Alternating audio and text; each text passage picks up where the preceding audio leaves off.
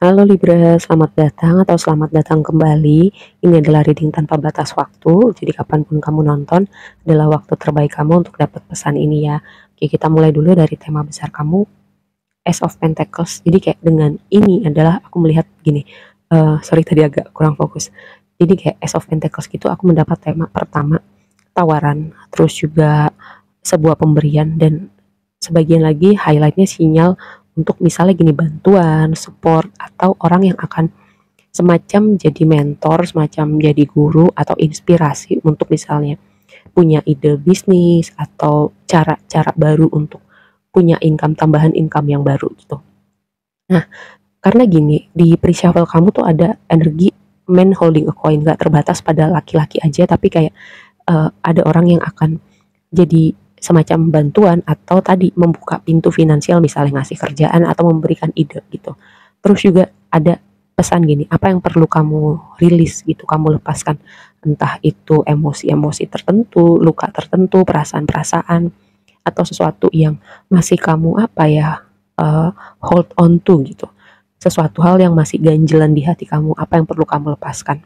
Ini sebuah pesan ya terutama untuk kamu yang masih menyimpan hal-hal tertentu dari waktu lampau gitu ya, termasuk konsep diri kamu gitu, konsep diri kamu yang lama atau ide-ide yang kamu punya tentang diri kamu, tentang hal yang kayaknya di reading yang sebelumnya aku kayak ngomong nggak salah buat kamu deh, ada hal tertentu gitu yang perlu kamu lepaskan atau di reading lain ya. Ini sebuah reminder aja. Oke, kita bahas dulu ke oracle-nya. Gini, yang pertama ini adalah kartunya Virgo, kata kuncinya digest, mencerna. Kita nggak bicara Virgo, orang di hidup kamu, tapi ini kepada energi gitu. Digest itu mencernakan. Mencerna itu nggak terbatas pada apa yang kita konsumsi aja. Bisa ini jadi sebuah reminder untuk lebih perhatikan misalnya apa yang kamu masukkan ke dalam tubuh kamu.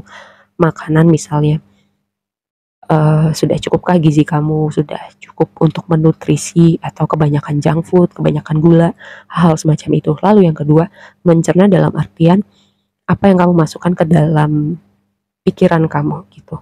Informasi-informasi yang kamu tonton, kamu baca, apakah kamu kritisin ataukah kamu telan mentah-mentah semua, kamu percaya gitu aja, atau ini nggak terhubung sama sesuatu yang di media, tapi mungkin tentang keterhubungan kamu dengan orang-orang di sekitar kamu gitu.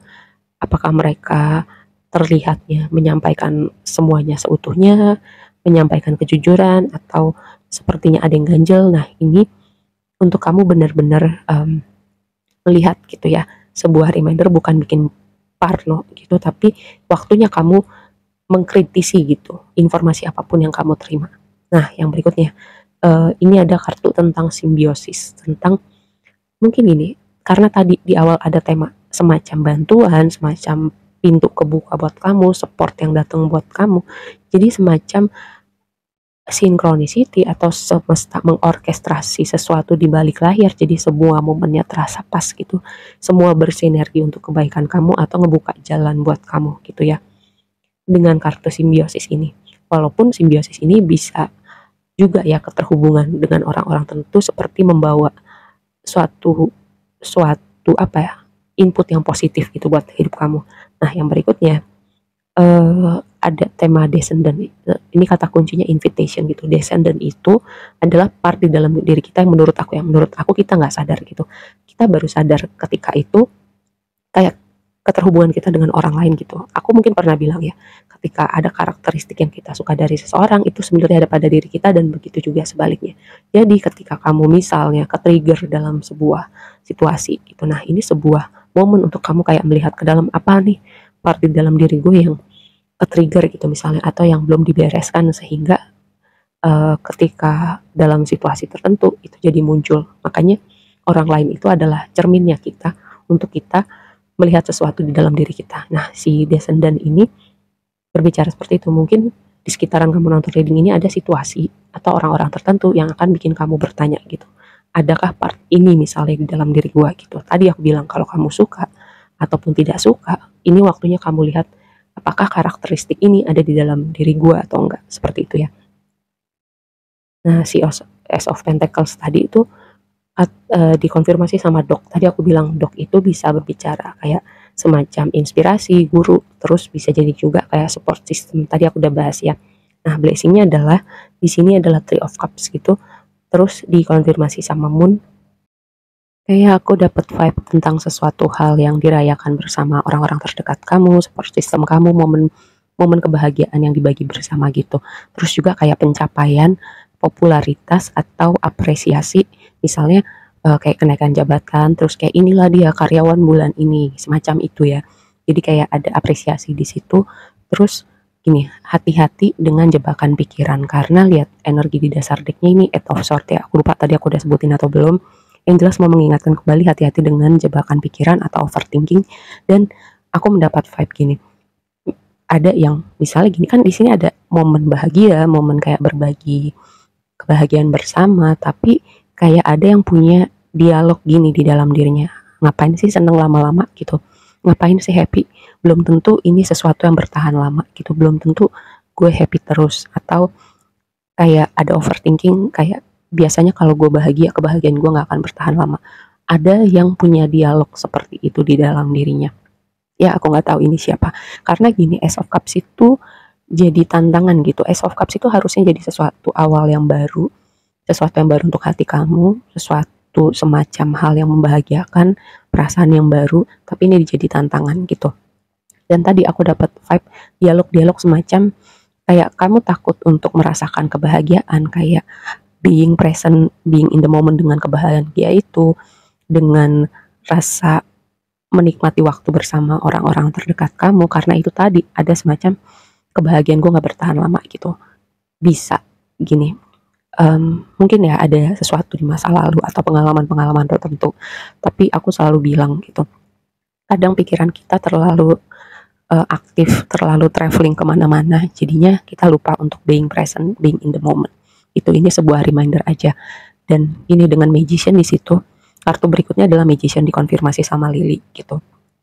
Ada juga sebuah pesan gini, seiring berjalannya waktu, seiring kita bertambah umur, bertambah dewasa, ada yang perlu berubah gitu, terutama dengan cara berpikir tertentu ya, karena Lily ini berhubungan dengan sesuatu yang berproses, butuh waktu, bisa jadi juga pendewasaan, dan Magician itu selalu berhubungan dengan kekuatan pikiran gitu.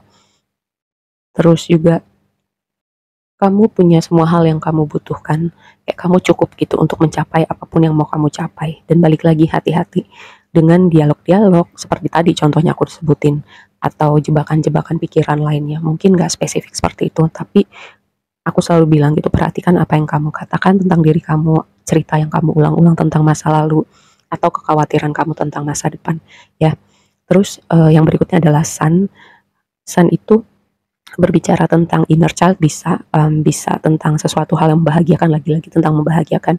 Terus Bear itu tentang menjaga, merawat. Kayak aku mendapat pesan gini, lakukan sesuatu hal yang bikin kamu happy gitu, bikin kamu kayak semacam merawat inner child kamu, atau berproses dengan hal-hal yang mungkin pernah melukai inner child kamu gitu ya. Terus aku juga mendapat pesan gini, kalau misalnya ada hal-hal misal di waktu lampau kamu senang melakukannya, itu membawa kebahagiaan buat kamu, terus seiring berjalannya waktu enggak kamu lakukan lagi, mungkin karena alasan yang enggak praktikal, atau merasa udah terlalu tua atau apalah gitu, kamu nggak lakukan lagi, ini juga sebuah reminder. Karena balik lagi tadi, lakukan aktivitas atau hal-hal yang bisa membuat inner child kamu merasa aman, merasa bahagia, atau memulihkan hal-hal masa lalu gitu yang masih membayang-bayangin. Juga gini, ketika kamu melakukan sesuatu hal yang kamu benar-benar suka gitu, pasti kamu fokusnya di situ, kamu nggak akan mikir kemana-mana, dan juga pasti kamu akan ngerti gitu ketika waktu berjalan begitu cepat karena kamu segitu menikmatinya momen itu ya. Semoga ini bisa dipahamin. Oke, aku rasa segitu aja dulu readingnya kali ini buat kamu, semoga bermanfaat dan sampai ketemu di reading berikutnya ya. Bye.